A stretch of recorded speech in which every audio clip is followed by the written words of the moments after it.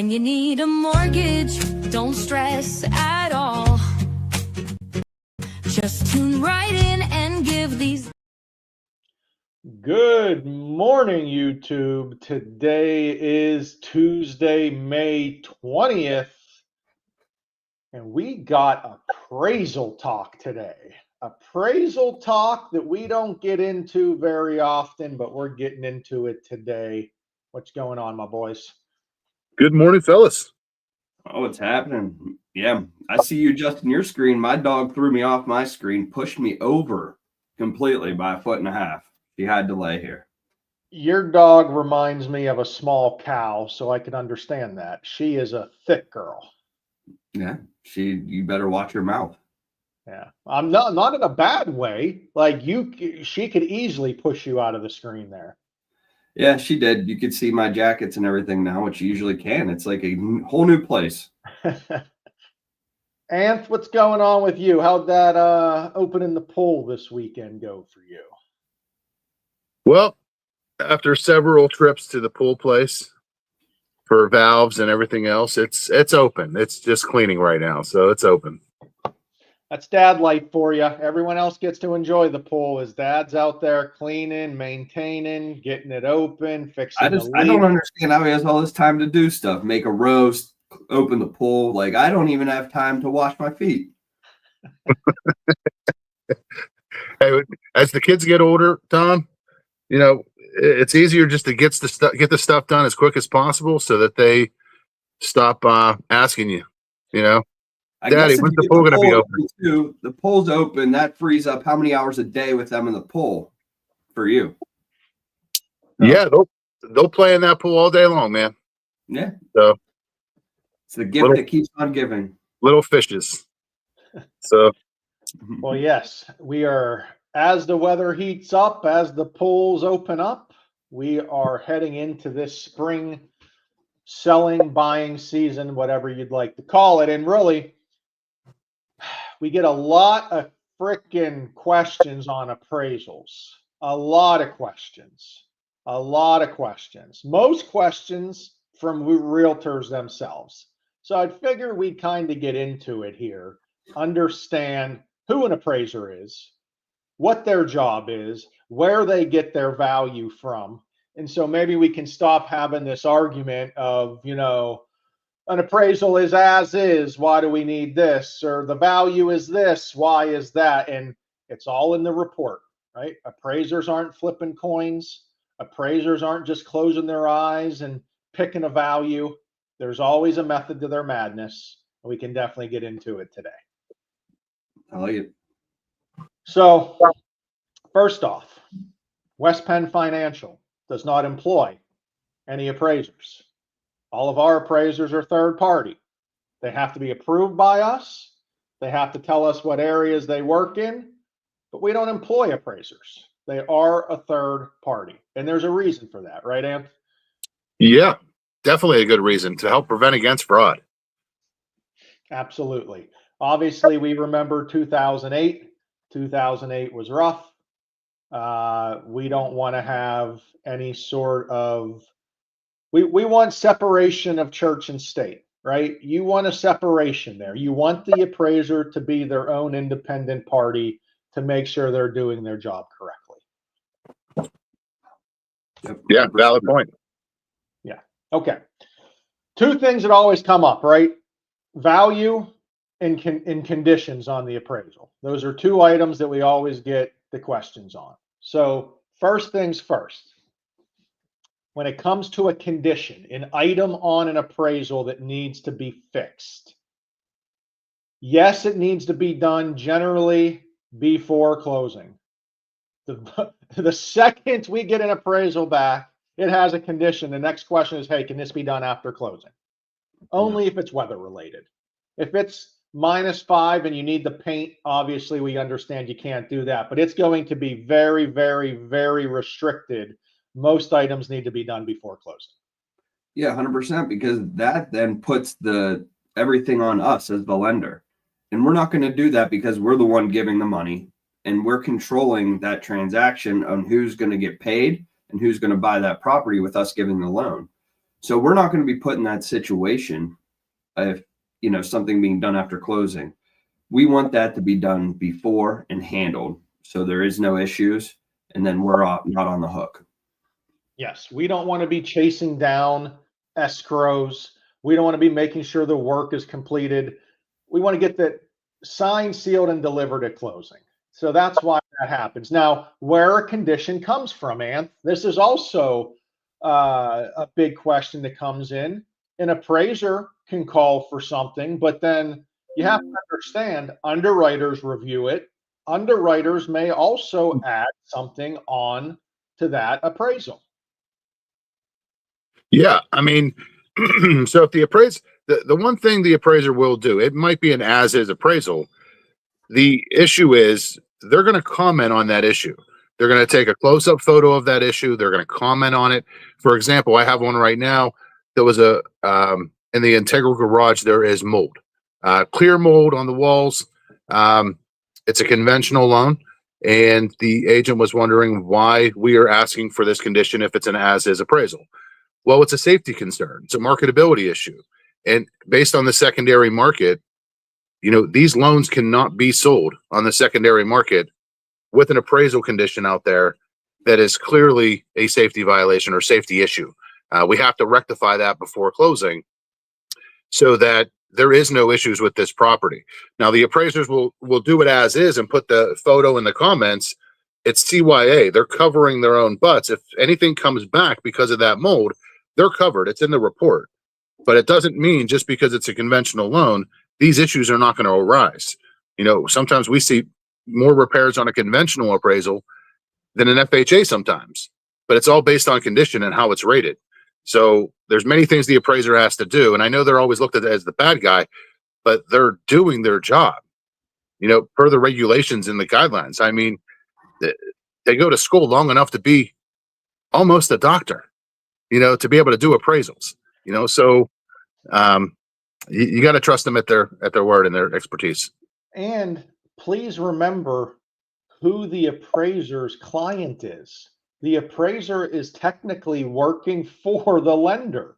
They are out there to protect us. I understand once a sales contract is closed, we all want the loan to close. But as Tom was explaining, when we're lending the money on the property, we want to make sure that property is in good condition. There's no issues. It's not going to have any marketability problems. And that's what we're here for. And so that is why these conditions come up. And frankly, we are protecting the buyer. You don't want to Money buy doesn't just fly from thin air. Like we are, as the lender is the one that lends their own personal money. So I think that sometimes gets caught in the shuffle that, somebody's getting financing, the money just comes poof, out of the clear blue, pops down onto their table and goes into their Wells Fargo Chase Bank account showing a mortgage statement. That's not true. We are lending our money on these places, making sure that our collateral is sufficient. Very true. Very true. And the company looks at that collateral and it needs to be in good standing. So that is, again, we're not trying to make life difficult. The appraisal process is part of financing. It's just we need to make sure everyone's on the same page. If you hate the appraisal process, you never want an appraisal, please go on $1 Million Listing, get all cash buyers, and you don't got to worry about it. You make the rules then. But Ryan, here's the thing though. I hate the appraisal process too. I hate having to get it done. I hate waiting to see if it's going to be all right, but it has to happen. I mean, I hate it too. I hate it. I hate when it comes back bad. I love when it comes back good, but if it wasn't necessary, I'd be happy. But I know as a lender, it is necessary and a big piece of this puzzle. Absolutely. And the second part of it, of course, is the valuation part, right? We get through all the repairs, but then the value. And we understand two real estate agents, buyer and seller, have all agreed to a purchase price. That means nothing when it comes to financing. I'm sorry. It means absolutely nothing.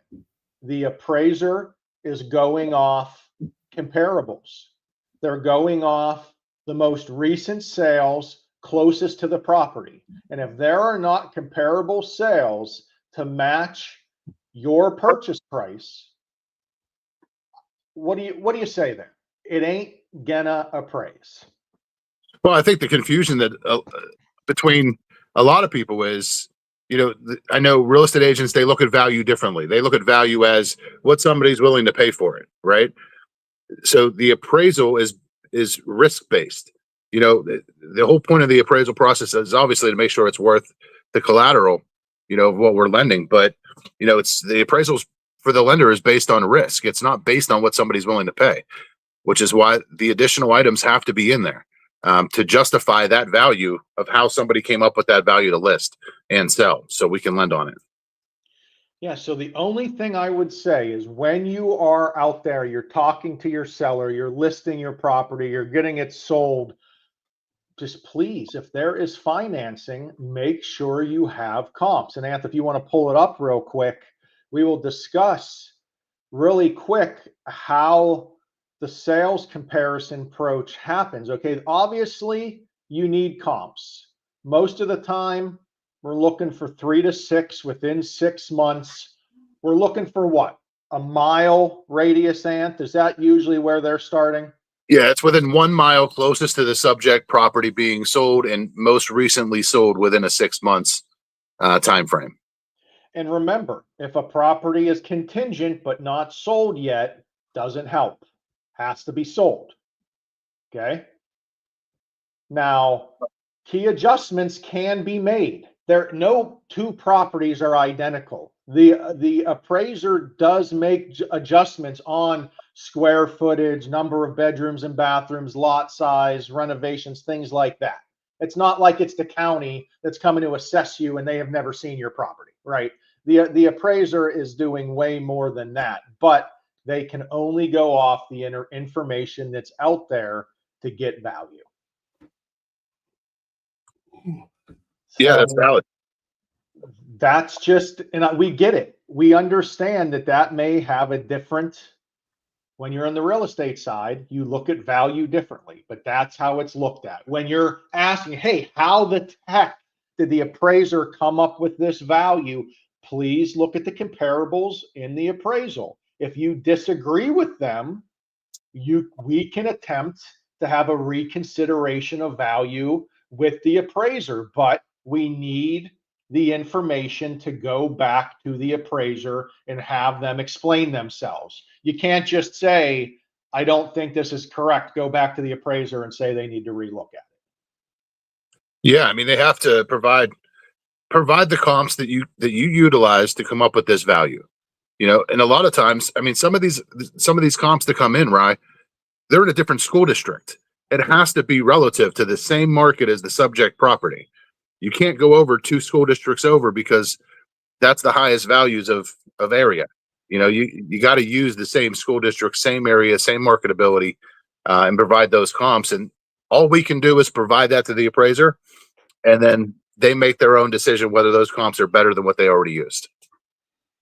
Yeah. And just like Anth said earlier, the appraisals aren't necessarily based on the type of loan. It's based on the property. If a property is well kept, it isn't going to have an issue getting through an appraisal. If a property is not kept well, a little bit run down, you might have issues because of health, safety, and marketability. Just knowing those issues in the beginning, I think, would help a lot of the processes. If you're listing a property and there's specific items that are or could be called out, it doesn't hurt to address those in the beginning. Right. I mean, or let all parties involved know so everybody understands. So there are not issues with renegotiation. Or when you have that seller that says, I ain't doing nothing, list my house, we get that. But then that seller's either going to have to pay seller assistance, pay to repair, or do something in the middle of the process. Why not do it sooner than later? Yeah. All right, boys, that's all I got. We are 2 weeks and 3 days away from the hole-in-one contest. June 6th, June 6th, June 6th, June 6th, June 6th. Shooters Golf. Pay at the door, $20. food, beer, have some fun. $1 per shot. $1,000 for the first person that gets the hole in one. No, we don't know what happens if there's more than one hole in one. We'll figure it out. It's for charity. It's for charity. Let's calm down. I'll see you guys Friday. See you guys. But Tom, Ryan, and Anthony.